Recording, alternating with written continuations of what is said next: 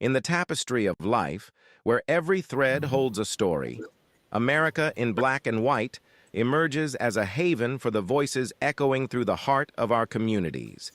In this podcast, we wade through the rivers of our collective experiences, celebrating the vibrant hues of change brought forth by the whispers of hope and the roars of action.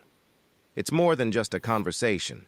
It's a journey into the heart of our society, illuminated by the light of those daring to dream and do. Join us, and let your voice be the melody that guides us toward a dawn where every color finds its place in the masterpiece of our shared destiny.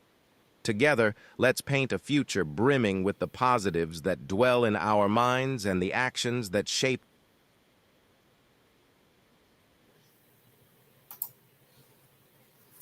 Good evening, ladies and gentlemen, and welcome to another episode of America in Black and White, where we discuss the issues of what plague the underserved and marginalized communities and how we can best help them and inspire them.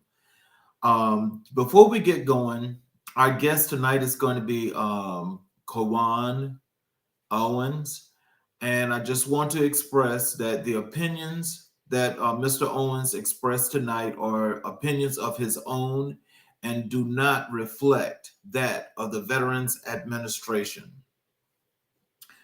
Cowann D. Owens is a licensed clinical social worker with 16 years of social work experience, currently providing mental health treatment to veterans at the Department of Veterans Affairs. Cowann began his career as a child protective service worker in 2008 and branched into a clinical role as a therapist in 2013. He has served as a child and family therapist in community mental health settings, a middle school counselor, a private practice therapist, and a clinical and administrative supervisor. Ladies and gentlemen, I introduce to the show Mr. Cowann Owens. Welcome to the show, sir. Hey, greetings. It's a pleasure, a privilege, and an honor to be back here, sir. Well, it's nice to have you back. Before we get into the show, again, I'd like to say Happy Black History Month to you, but is there anything you'd like to add to your bio before we get going? Man, I think you really summed up a lot of it. I guess I'll add that I don't know that I mentioned, if you said I'm a professional wrestler, and if you did mention that, forgive me. I probably didn't notice it, but that's one thing I do. I'm a Big Zo professional wrestler at OVW, and all over the place. In addition to that, I'm a mentor, child mentor for some teenagers. So that's something I do through Mod Squad. So there's a couple of things I do, and of course, proud husband of 16 years and proud father to a wonderful 12-year-old son and an awesome 14-year-old daughter who is currently stomping very loudly upstairs. So also don't be surprised if you hear my 14-year-old son coming in from archery.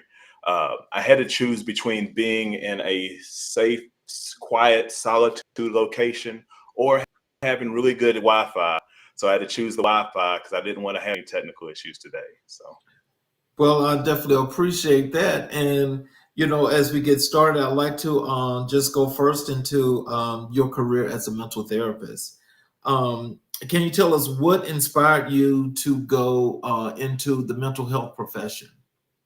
So I think it comes back to values. So my top values are my faith, family, helping others or making a difference, health. So when I think about health, health isn't just about physical health, but also our mental wellness. But if I want to make a difference in the world and help others, I feel like I love talking to people. I love listening to people. I feel like God gave me two of these and one of these, so I should listen twice as much as I talk. So being able to make a career out of listening to people and having them feel seen, that seemed like something that, like, man, people get paid for this. Like, it's still an honor to like the fact that I'm able to make a living talking to people in so many ways. And my main career at this point as a supervisor, so basically supporting other therapists and other psychiatrists and other people on our BHIP team, behavioral health interdisciplinary program. But I just got into the field of social work because I want to help other people and make a difference, because I know that our world is far from perfect, and any little difference that you can do to chip away at kind of the inequities and kind of the issues that are going on in the world seems like a life worth living. Wow. So, just do you find comfort in the mental health profession, and for what it should provide for those that you actually work with? Absolutely. I think honestly, in these trying times, the fact that I get to talk to such a diverse and unique population of individuals, that I'm going to talk to people that are Republicans, people that are Democrats, people that are Christians, people that are Jewish, people that are Muslim, people that are atheists, people that have all types of world vantage points, Black people, white people, Asian people, Hispanic people, all types of people across the globe. And in doing that, it's allowed me that opportunity to be able to gain more empathy, to gain more insight and wisdom from other people, because it's a two-way street. It's a mutual relationship. So it's not just that I'm giving, giving, giving, giving, and the client's taking, taking, taking. It's kind of like that reciprocity. So I get to level up from every session that I have from clients. So being able to see that people from such different, unique perspectives from my own, we can still be able to get along, gives me kind of hope for the world in a way. It's like when you talk to people that see the world, it's like, well, you voted different from me, or your religious ideology is different from mine. How can we get along? But when you sit and actually give people the opportunity to be vulnerable and open up, then you actually learn a lot, and that gives me faith in humanity. So, I think your internet's a little bit unstable because Oh, you keep freezing a little bit and then you're coming back. I just wow. wanted to tell you that.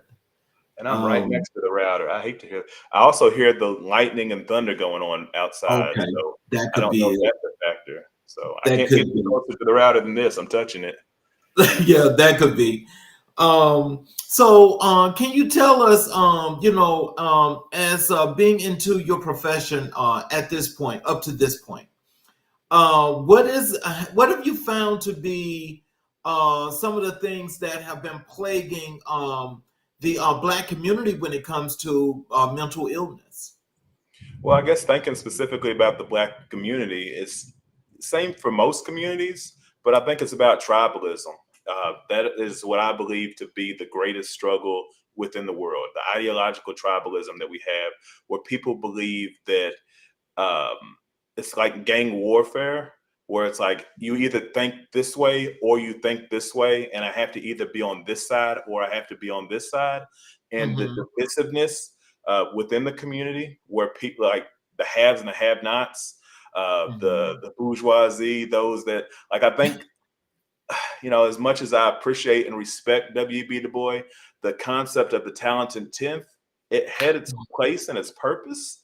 But I think that the idea that only the top 10% of us, the elite, the greatest of the great, it makes it so easy for those of us that might have put ourselves or had the opportunity to get in a different plane to not look at the rest of our people with the same level of respect and equity that they deserve.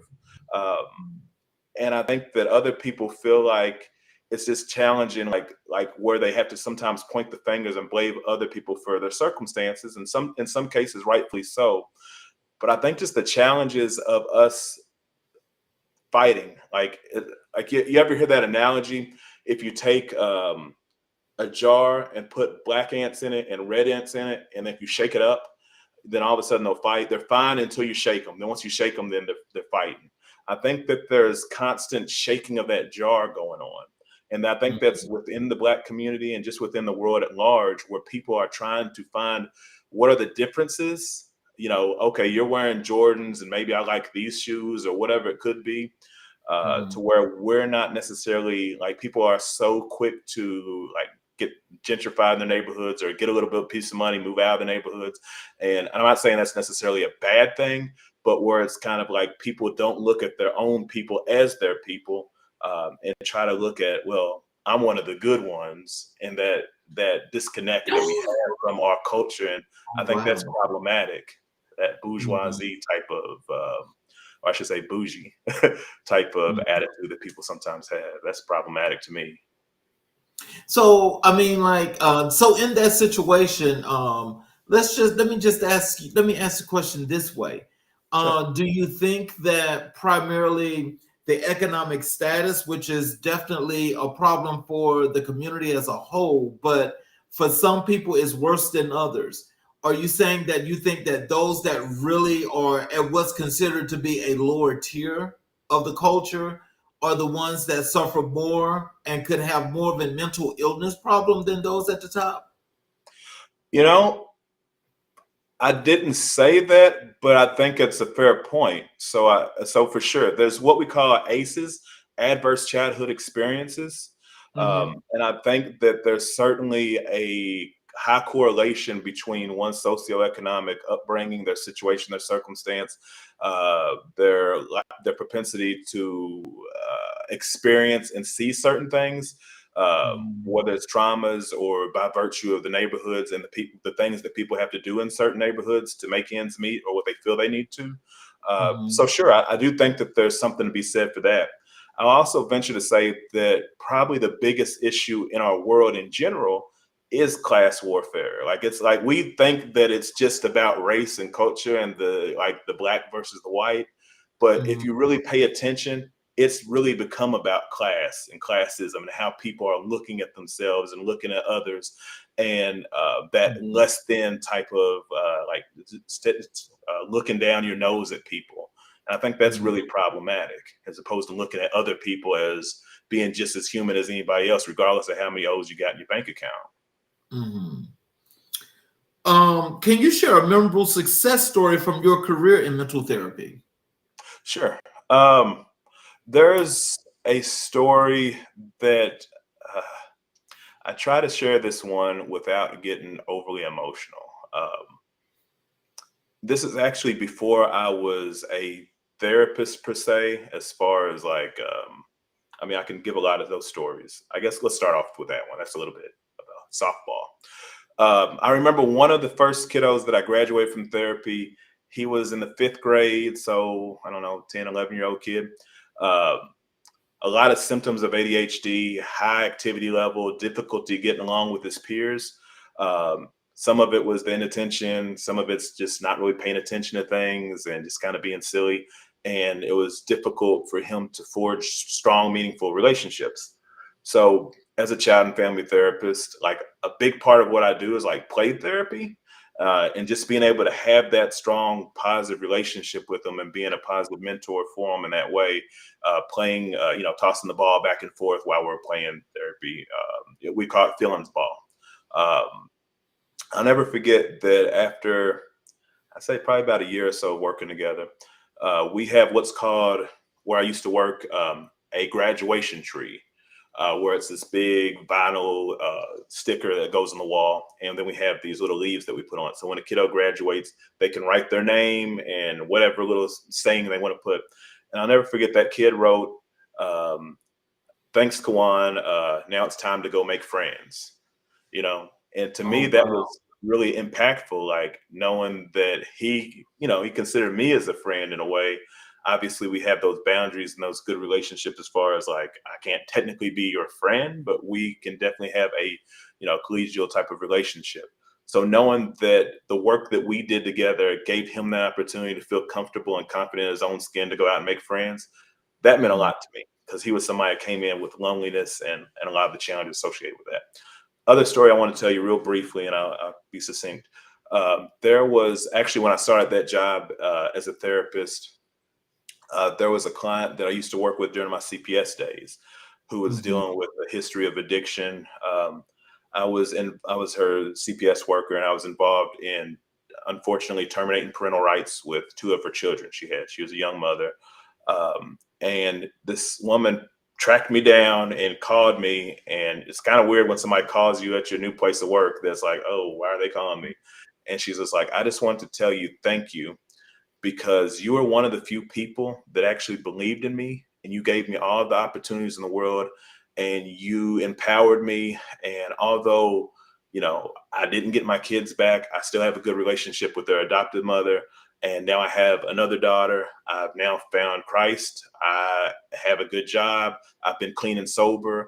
unlike my former partner, I'm still alive and thriving. Her partner ended up passing away. And she's like, you literally saved my life because of the belief that you put in me and helping me to believe in me when I didn't believe in myself and I wasn't ready to make those changes. But so it's like, wow, like when somebody goes out of their way to track you down, to send you that message, kind of knowing that, hey, you were involved in terminating parental rights and like making it so she's no longer the mother of these children.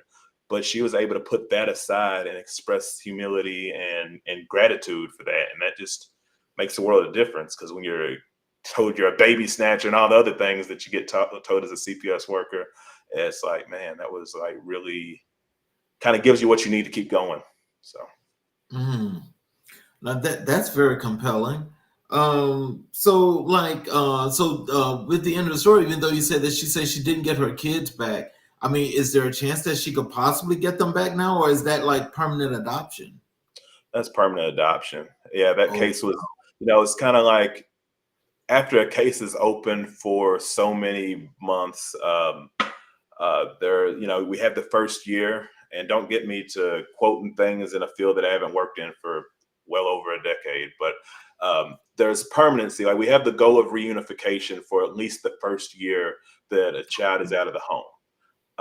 She had more than it probably was close to at least 2 years of having these kids in out-of-home care, and random drug screens, a lot of court visits and opportunities to kind of have supervised visitation, and she just wasn't able to quite get it together to the point of us feeling comfortable and being able to return the kids. So at that point, the kids need some kind of stability, and so the judge made the decision that they would be adopted.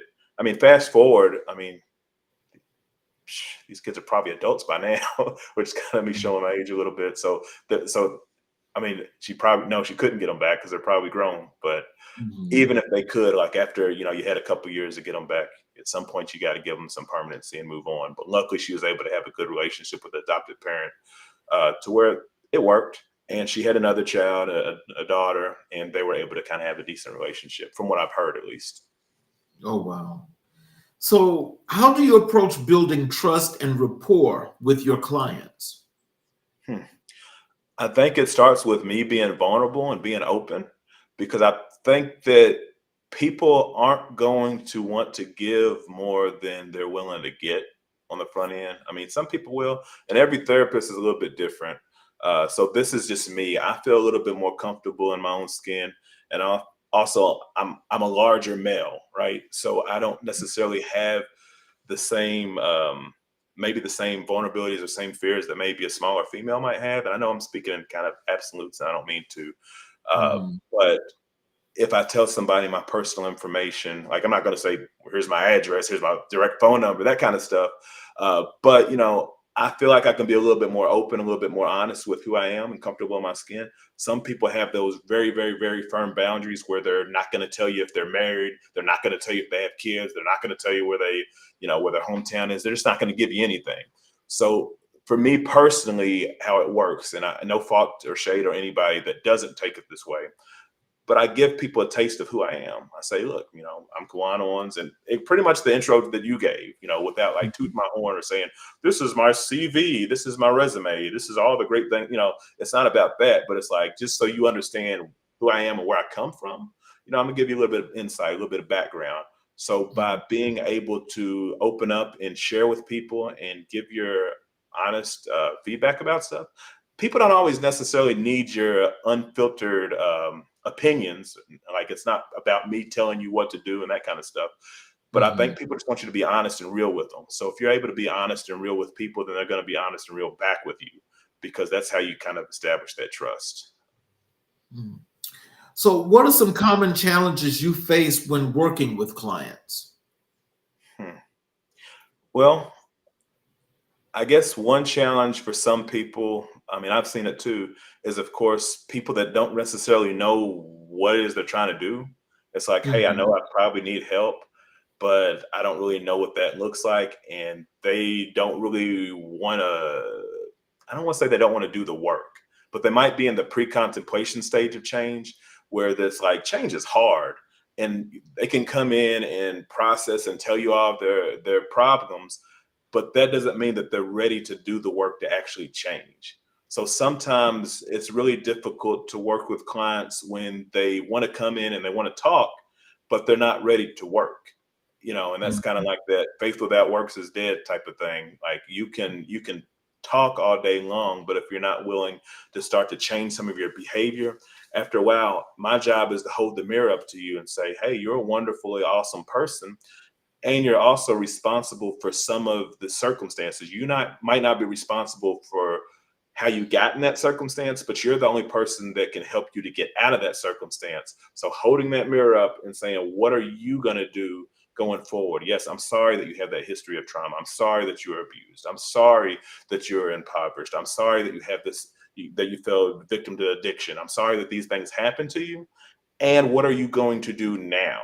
So sometimes being able to get people to do the work, to actually graduate too. Um, One of the challenges I face, no fault of the clients that I work with, is just by virtue of where I'm at, we have an access problem. There are way more people that need to come in to get therapy than there are therapists to provide it, which makes the wait times a little bit farther, which then makes Yeah. it really difficult. Like, in a perfect world, if somebody could get weekly or biweekly therapy, then after a few months you might be able to graduate. If you can only get in to see a therapist once, 4 times a year or something like that, then it's going to be hard to really make that traction to do the change work too. So it's kind of like every session feels like a reintroduction sometimes. So that can be difficult too, like figuring out how do you prioritize the people that are ready to do the work versus the people that want to kind of just come and chit chat. There's nothing wrong with chit chat. And sometimes that goes back to your last question of how do Mhm. you get that trust and that rapport, by Mhm. knowing that people have that safe place to open up. That's a starting Mhm. point. But at the same time, it's like we can have the cows, the crisis of the week, and we can do the doorknob therapy where you wait to the last minute to tell me the big problem that you should have told me 55 minutes ago. Yeah. But if we're not willing to actually like look at our treatment plan, what are our goals, what are the problems, what are the objectives, what are the interventions, how are we going to work on those things to actually make the change, then we can't expect change to happen.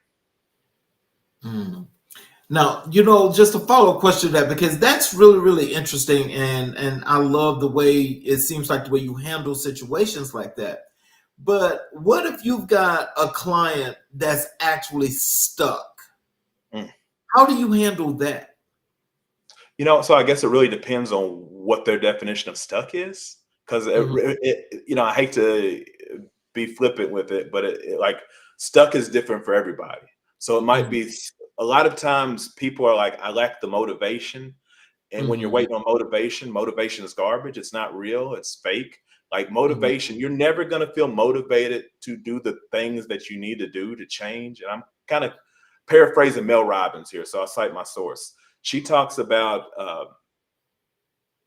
activation energy. I think that's a better phrase than motivation. So Mhm. sometimes helping people to get the activation energy to make the first steps towards change, that can be the thing. We can do what's called metacognition, which is it's a way to trick in the brain into doing things that we don't really feel like Mhm. doing.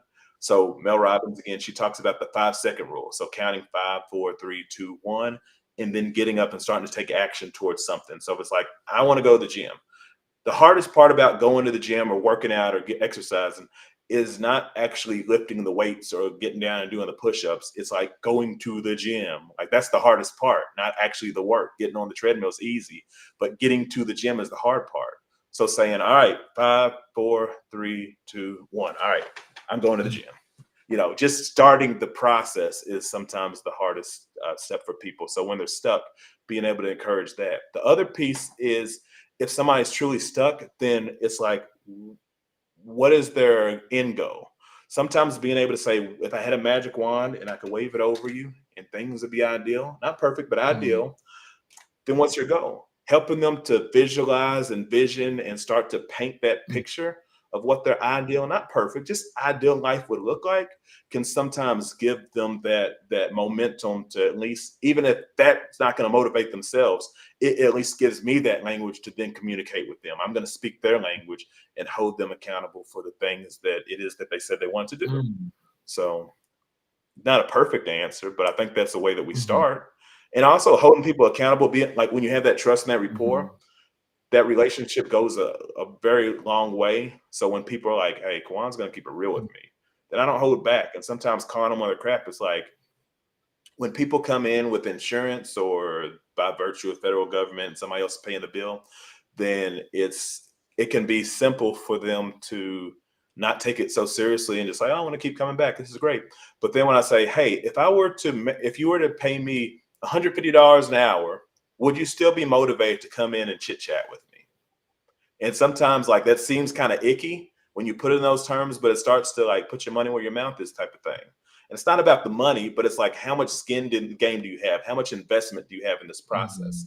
Um, so sometimes helping people to see that perspective of, am I coming to chit chat like you and because consider you a friend, or are we actually doing clinical therapeutic work? Like again, I'm in the healthcare field, not in the friendship field. It's a little bit different.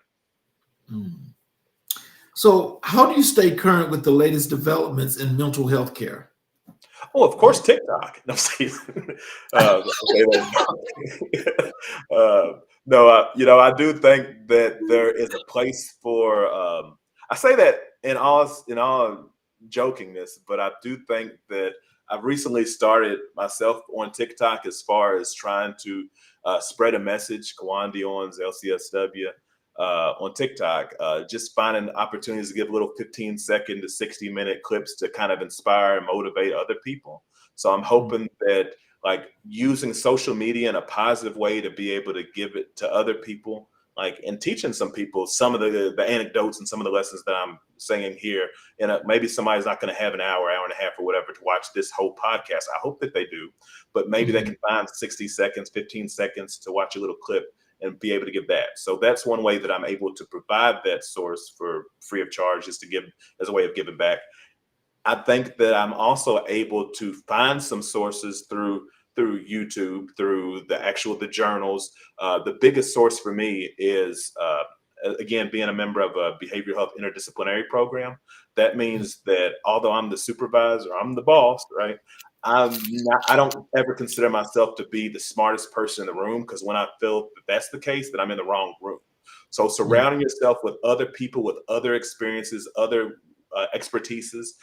So learning from the psychiatrist, what's the best and latest, greatest medication, the nurse practitioners who are on the field, the RNs who really know how to get their hands dirty and do the hard work, fellow psychologists, fellow social workers and psychologists and licensed marriage family therapists, being able to, again, yes, having fellowship, whether it's in person or via social media, but also, just kind of keeping abreast of any of the articles. So I'm currently in school, getting my DSW, Doctorate in Social Work.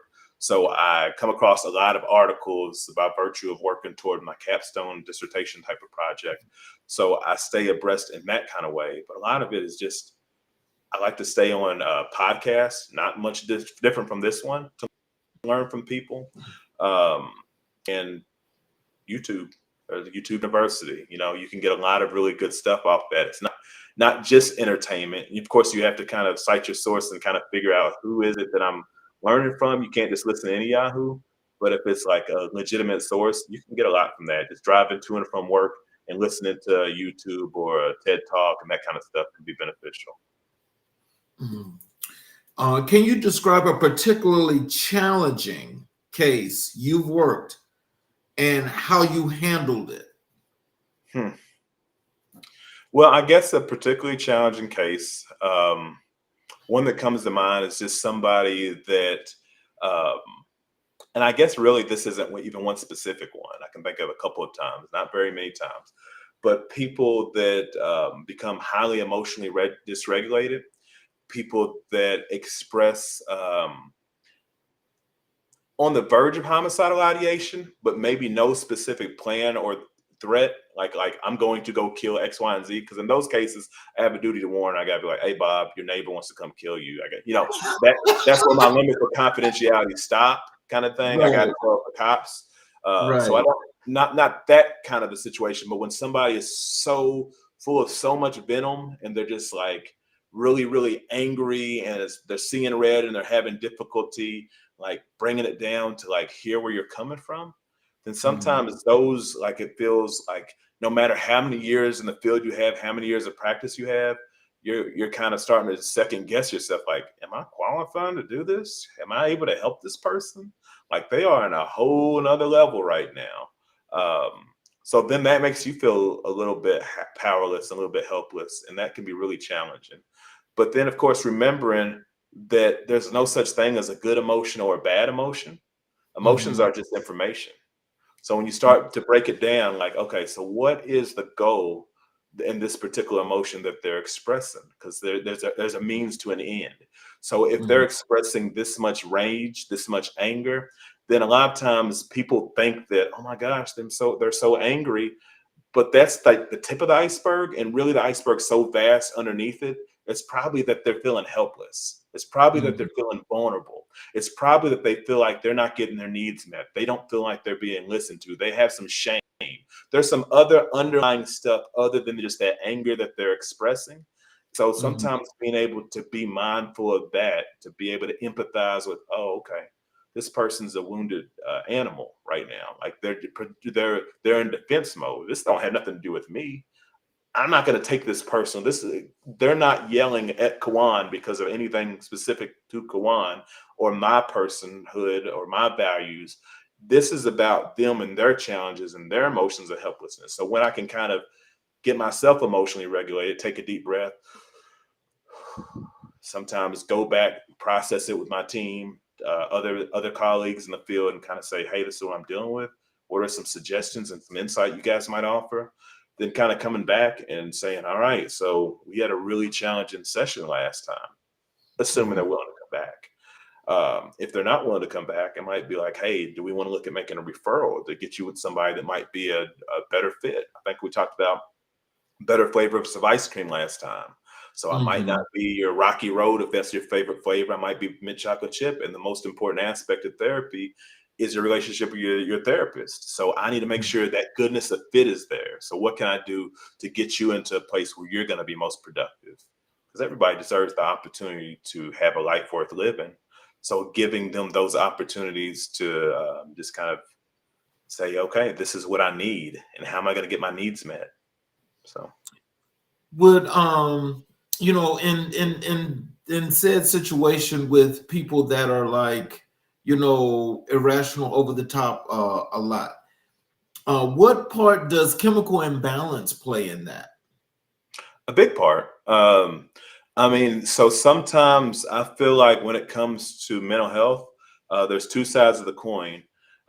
There's, of course, talk therapy, traditional therapy, what I do, and then there's, of course, psychiatry as far as the medication piece. Um, Mhm. so sometimes the best I can do the best talking all day long, and for some people that's going to scratch the itch. That's going to be just what they need. For some people with certain diagnoses, certain levels of severity, they might need, like when we talk about chemical imbalances, how do you balance chemicals? And well, usually with other chemicals, right? That's like Mhm. go to the lab, go to the chemist, and kind of balance it. So sometimes it doesn't matter how great the words that are coming out of my mouth are. If their brain's not in a place to where their ears are going to receive it, it's like talking to this wall behind me. So being Mhm. able to make that referral to get them to a place where they can consider the possibility of medication. Not everybody's going to be open to that, but at Mhm. least having a conversation with somebody that can potentially prescribe some. The other piece is when we talk about chemical imbalances, it could also be substance induced on the flip side, where they're ingesting chemicals they don't have no business ingesting, that's also resulting in Mhm. that kind of situation. So it could be substance use, it could be alcohol use, it could be something else going on that's not just the natural flow of chemicals, the serotonin, the norepinephrine, the dopamine, all those kind of things, sometimes the good hormones that could be in there. The wires might get a little bit crossed. So being able to refer them to people that can help out in that, or at least a second set of eyes and ears to kind of see if there's anything that maybe I'm missing or some additional supports that might be able to be provided. So tell us, what does your doctorate in social work, what does that mean to you? To me, that's a where do I take that? Let me tell you what it doesn't mean to me. That might be a better way of starting. Mhm. When I get my DSW, I'm not going to get a pay raise. I'm not going to specifically get a promotion from this. I'm not going to be able to prescribe medications from this. I'm not going to have a different job trajectory. Like I'm already a therapist. So it's not like when somebody says, I want to go become a psychologist, I want to get my PsyD or my PhD because I want to become a psychologist, right? Uh, Mhm. I've been a licensed clinical social worker for like a decade already. Like, so I don't require it for that. I don't require that to be a supervisor because I'm already there.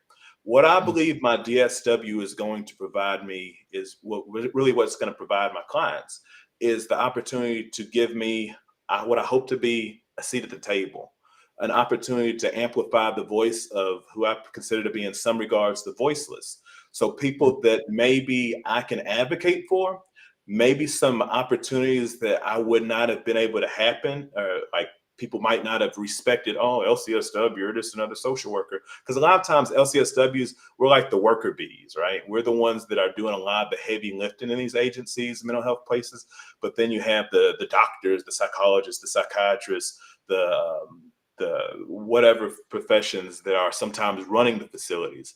So to me, a DSW gives me that opportunity to be able to advocate a little bit more strongly.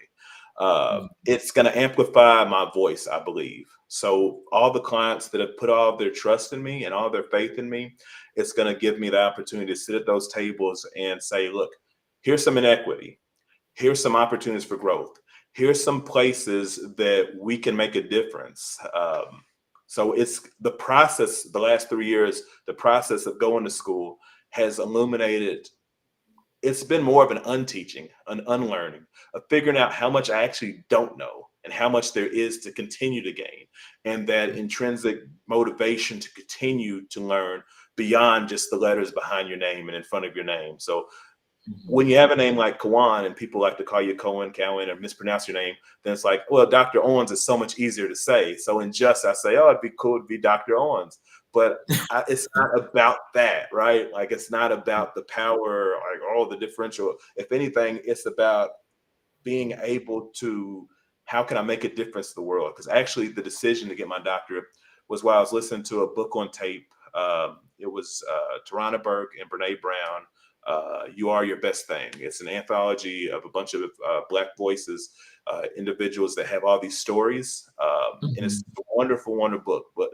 But hearing like the forward or preface, whichever it is in the book, and hearing them talk about all of the changes that need to be happening, and this is probably toward the tail end of the pandemic or maybe in the crux of it, and I realized, man, there's so much work that has to be done. And I think that that's what I signed up for. So having that DSW will hopefully give me the opportunity, give me the keys to be able to help make some of that change. So that's what I'm hoping for. Mhm. So, what role does self-care play in your work as a mental therapist? Well, I think everything. Um, if I'm not in a position to, you can't, it's really difficult for you to be a hypocrite, right? If I'm Mhm. telling other people, hey, make sure you're getting enough sleep, make sure you're eating good, make sure you're exercising, make sure you're communicating with people in such a way, make sure that you're doing the things that you love. And then I'm just completely, sometimes they say the doctor is the worst patient or whatever. Like if I'm not taking my own advice, then I'm not going to be able to be a vessel or a tool or a resource for other people to benefit from. So I think that me being able to do the things that recharge my battery, it's the only way forward. It's the only way that I'm going to be able to pay it forward to other people. So for instance, I mentioned to you that I'm a professional wrestler. That's an Mhm. outlet for me, that going to pick other grown men up and slamming on them out is like, that's an outlet for me, right? So being able to have that opportunity and that avenue to do the thing that I love, and ironically, I'm a professional wrestler for the same reason that I'm a therapist, and I'm in the field of social work, is to elicit emotions from people. So whether it's me being the good guy and dancing and doing silly things and entertaining people, Mhm. I'm allowing them for the couple of hours that come to my show to suspend disbelief, to be involved and immersed in something that's so different and something that's so unique from their 9 to 5 they were stuck in, or the situations that might be stressing them out, to just have that release. So I'm able to get that release from that process of being an entertainer. And I'm able to also allow people that safe haven, that safe place to be able to come and let their hair down and just be able to, I guess, control something they don't necessarily get to control. Like if you go to the movies or you go to a football game, like the movie is going to be the movie, whether you watch it on tape or you yell at the movie screen. If you're watching another sport like football or basketball, they're going to be playing as good as they can play. It's not going to make much of a difference. You come to watch me wrestle, and if I pick the guy up and I slam him, and then you're like, slam him again, Big Zo. And I might be like, all right, this one's for you. Third row, watch this. Whoo, boom. You know, if I'm a bad guy and somebody's like, boo, you suck, I might look back, you suck. And this is what I'm gonna do to you, good guy. Bow. And like, so it's like that call and response type of thing. Like when I'm a good guy, I come out and say, what time is it? Everybody yells, Zo time. What time is it? Zo time. And that allows them that opportunity to be a part of the show, to be a part of something that's bigger than them. For me to be able to, for those moments, for that 5 to 10 minutes that I'm in that elevated in that ring, to be something bigger than myself. You know, Big Zo is a Mhm. superhero or a supervillain sometimes.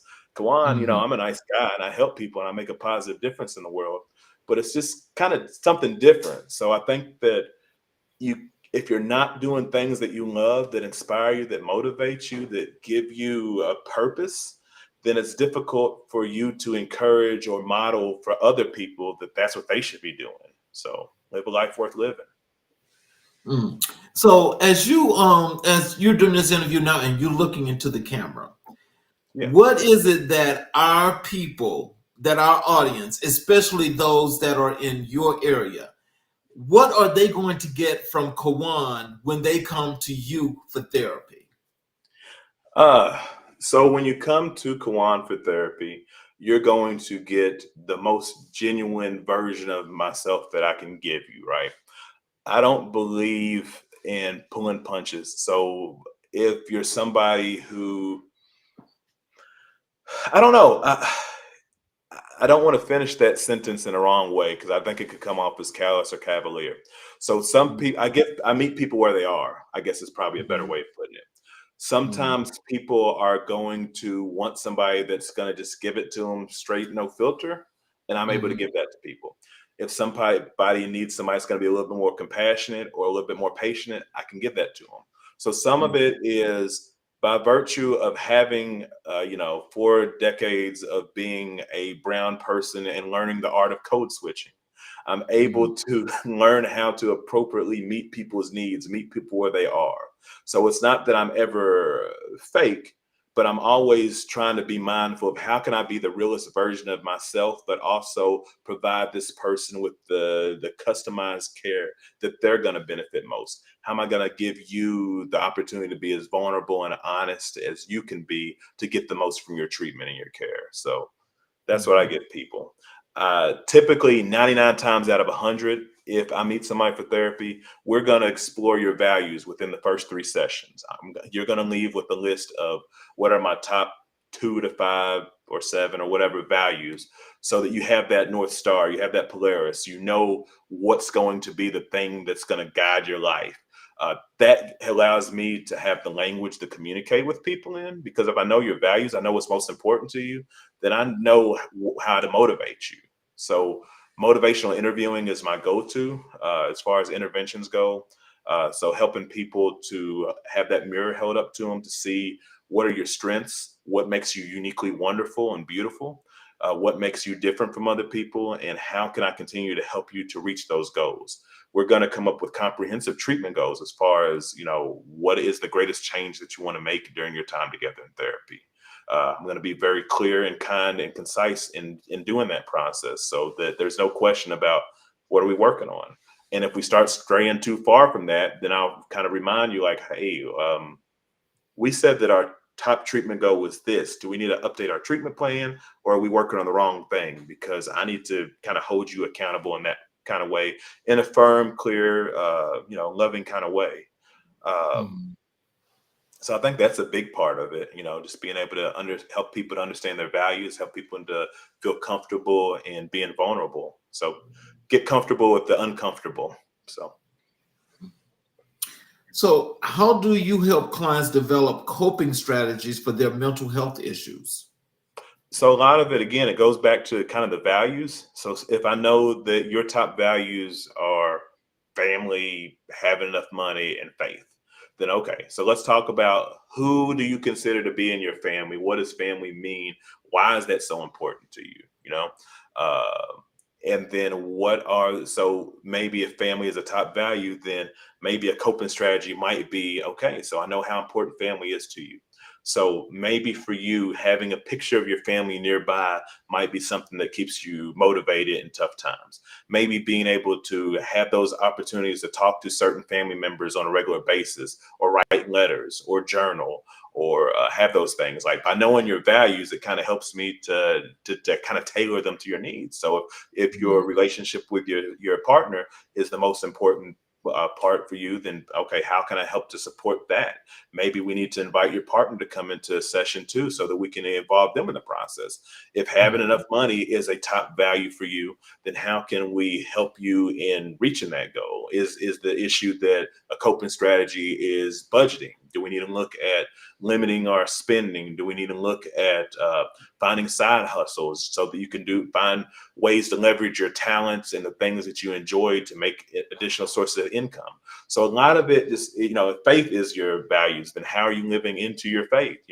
Is it that we need to find a church home, or maybe attend more regularly, or maybe prayer or something, reading the Bible? What are some things that really resonate with you? So when I come up with people's coping strategies, number one, I don't come up with them. I Mhm. empower them to come up with them based off of, you've told me your values. So here's this big menu of services. Here's maybe some suggestions I might offer and pull out of them. But it's usually like based off of the values, because that's a big part of motivational interviewing, which, as I mentioned, is my bread and butter. Mhm. So, what advice would you give to someone considering a career in mental therapy? I think it's kind of like, well, broken record here, but what are your values? Like, if your Mhm. value is getting rich and famous, I mean, could it happen? Maybe you could become like, I hate to even say Dr. Phil at this point, but I mean, there's not too many avenues where a therapist is going to be rich and famous. You can certainly become comfortable. You can Mhm. certainly like go viral if you get the right video or something like that. But I think it's like, is one of your values helping others? Is it making a difference? Is it health? Because if you're not people focused, people oriented, and it doesn't have to mean that you're super gregarious and you're outgoing, you just love to talk and you're a ham, because there's different flavors of ice cream. Sometimes people might like somebody like myself that has a little bit more over top energy. Some people might like somebody that's a little bit more meek and a little bit more toned down, and that's okay. A little more buttoned up, a little bit more on the professional side, which I can certainly be professional too. But I think kind of understanding what is your end goal. You know, is it just because you like helping people? Is it just because you like talking? Because if those don't resonate with you, then it's probably not going to make a big difference. Like, because just going to be super frustrated. I'll also say that a big part too is knowing your limits and knowing your needs, because therapists need therapy too. I've gone and I've gotten help when needed in situations, and I think when other people feel as though um, I can sit in this seat, but I can't sit in that seat, I'm too good for that. When you feel like you can't reverse roles, you can't be humble enough to accept help, then who the hell are you to give help? Like, that's a Wow. very, very hypocritical thing. Like, right. Like, Mhm. that's it's like jumping a car, right? Maybe my car is running this time, so I can pull the jumper cables up and I'm gonna, jump start your car. But there might Mhm. come a time when that reciprocity is needed. Maybe not the same car jumping, but it might be that at some point I'm gonna need some help from somewhere else. And if Right. I can't recognize when my bucket is empty and put my own ego aside, then how can you're not looking at your clients with the type of respect and reverence that they deserve, because such a humble thing for them to have the humility to come to you and entrust you with their life, quite literally. In some places, people are suicidal. And Mhm. people are expecting you to be able to help to get them on a proper path. If you're wasting their time because you don't really, again, you don't have the bandwidth to do what you need to do to take care of yourself. And also going back to what you'd asked a few questions ago, um, do you have a growth mindset? Are you willing to continue with your CEUs? Are you willing to continue to learn the greatest trends and the topics that are going to resonate in modern culture that are going to be most helpful and most beneficial to people? So I think that that's important to people know that this isn't just like a quick, easy paycheck. This is difficult, especially the charting. Honestly, I can sit down and talk to people and listen to their stories, but then at some point, I got to write it up. I got to be able to write it in a professional, succinct kind of way, but also detailed enough for an insurance company or a joint commission to be able to look at this and say, okay, they actually did therapy. They weren't just chit chatting and BSing. There was some work that happened here, and how can we justify continuing to pay for this person to come to get this service? Mhm. So being honest with yourself and being honest about what it is you're trying to do and accomplish. So, how do you handle the emotional toll of working with clients in distress? So a lot of it is, again, having your own community. So I'm blessed to be a part of a BHIP team where we have other people that are in a similar line of work, that, we process cases, and sometimes being able to get the validation that, hey, you did the right thing, or here's some other opportunities for growth, here's some other resources or points of consideration, but also leaning on my own coping skills. So if it's going home and spending time with my family or doing things I enjoy, eating foods that bring me happiness. It could be exercising, getting on the treadmill, lifting something heavy or whatever. What are some things that help me to process? Sometimes journaling is something that can be done. I don't journal on a regular basis. When I do, I love to do a gratitude journal. And that's where I think about what are 3 to 5 things that were good about the day. So as Mhm. opposed to like writing 5 pages worth of all the crappy stuff that happened throughout the day, which there's nothing wrong with that. It's processing that has its place too.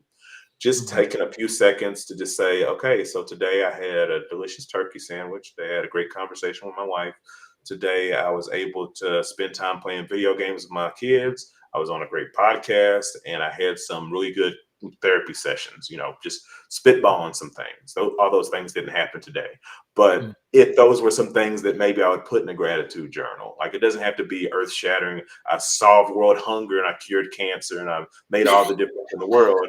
It might be just the little tiny things that are like, okay, this is going to keep me going for tomorrow. And then when I take backtrack and I look at my gratitude journal for the last week or the last month or the last year, when I'm having a really crappy day, I can be reminded that, man, you had a lot of really good moments too. It might not have been perfect, but you still got a reason to keep going because look at all these little things and these accolades and these accomplishments that have been beneficial for your life. So keep it moving. So, let's transition to your work as a school counselor. Okay. So tell us what motivated you to become a school counselor. What was happening at that time in that moment when you wanted to do that? So it was a really unique and interesting opportunity. So it was actually a colleague of mine, a fellow therapist at the place that I was working at the time, community mental health agency. Her husband was a science teacher at that place, and she kind of told me about it. I never heard of the school, but it was that particular place was a private nonprofit school. It was also a boarding school. So there was an opportunity to not only be a middle school counselor, but also to be a dorm parent. And the idea of kind of immersing yourself in that kind of a situation didn't seem like there was going to be too many opportunities in life to at least give it a try. Whether or not something you do for the rest of your life, that's neither here nor there. Uh, but it just seems like something that like I really love kids and I love. I always wanted to do something in the school system. Mhm. Um, and it just kind of seemed like a really unique Like I've been a therapist for a while at that point, not a super long time. I guess at that point I had maybe 5 years or so, maybe a little bit more therapy experience. So I was like, if I were to actually move into a school and make the difference with these young people, then what kind of a feedback would that do? How can I invest in the world? I found that working with kids in general, and I think we talked about this a little bit last time with mentorship, it's so much easier to help people in their life to start them on a good path rather than trying to retrain old habits or trying to.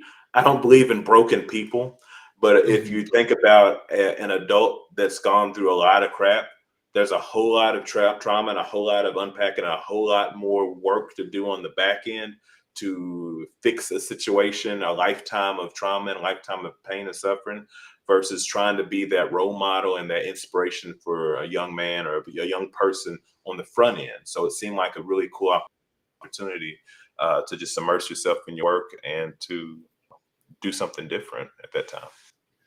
So as a school counselor, are there any success stories that you can share with us that you've had with some of your students? Yeah, I mean, I was in that work for a couple of years Mhm. before the contract was not renewed, unfortunately. And that was a really devastating story, because we were all in that situation as far as literally sold our house, moved into this place, and our contract was not renewed, right? Mhm. So I wasn't there long enough to really see the long term impact that I would have liked to in that particular place. But I think the seeds were planted to where now, fast forward, I don't know, like 8 years or so, I'm seeing these kids now graduating from high school and graduating from college and starting families and having all of these positive experiences. Some kids actually that are going into the mental health field, some people that are actually working in the school system now. So being able to see some of those kids that had a lot of challenges that are now kind of giving back and reaching out and like just, hey, I remember when you said such and such, and I'm so happy for you. I'm happy that you are a part of my life, that kind of stuff. Mhm. So there was one young man in particular, and I won't go into the specific details, but unfortunately, he was in a situation where his brother unintentionally passed away by firearm violence. Ooh. And being able to work with him directly through some of that guilt, some of that shame, some of those circumstances was very inspiring. Like knowing that there was so many challenges, so much trauma with that, and having Mhm. like I don't know that you can really work with somebody on the same level. Like just hey, I'll see you once every couple of weeks.